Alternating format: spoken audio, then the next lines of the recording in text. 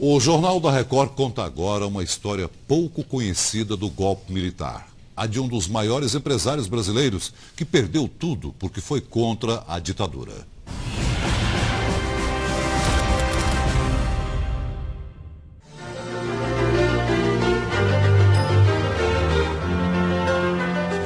Venha conosco para uma viagem no tempo.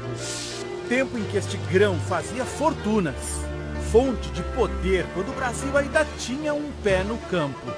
Os barões do café controlavam imensas extensões de terra. Geravam riqueza exportando o chamado ouro negro para terras distantes. Acumulavam dólares. Alguns esbanjavam construindo casarões, mas outros sonhavam mais alto. Mário Wallace Simonsen estava entre eles. Um capitalista avançado, completamente diferente do ambiente empresarial do Brasil da década de 60. Queria vender o café brasileiro já torrado e moído nos grandes mercados do mundo, quem sabe até na União Soviética e na China comunista.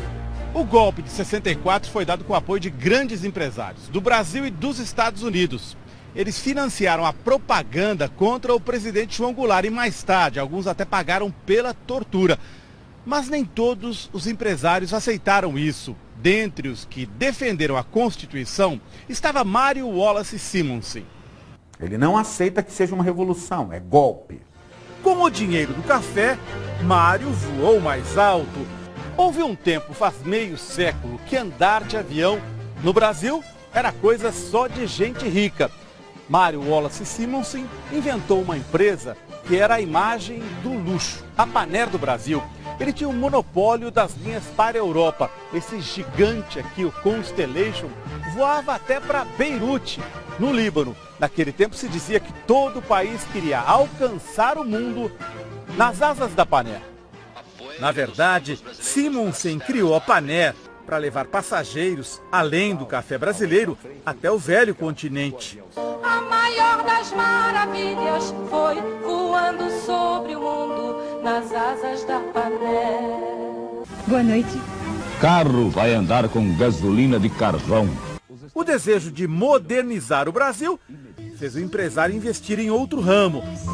Ele financiou a primeira emissora de TV do país que funcionou em rede. Artistas famosos fizeram carreira lá.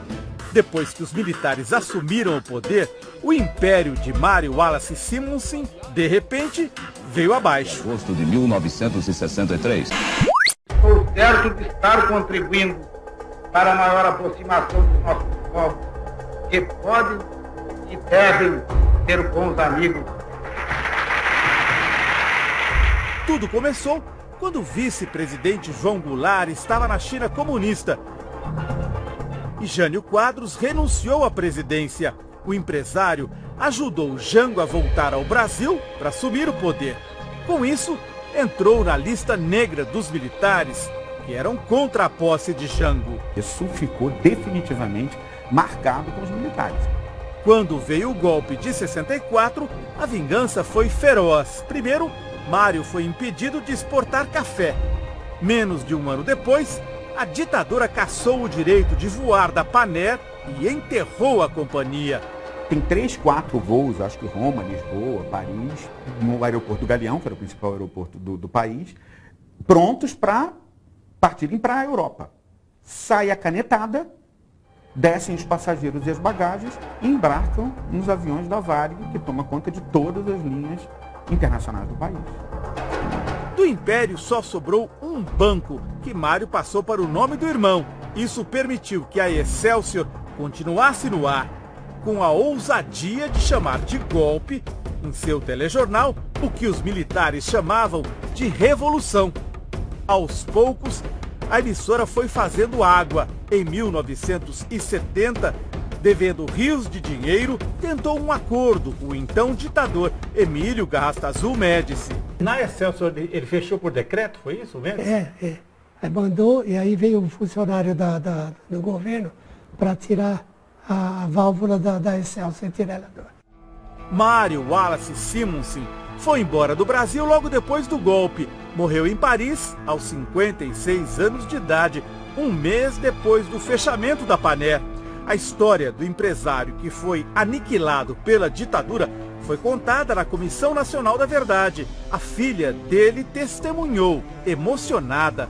Meu pai sempre me dizia assim, que a verdade é como um sol, que por mais que as nuvens possam cobri-la, um dia ela vai aparecer. Ele me falou que eu tinha que amar o Brasil, porque os homens passam e o Brasil fica.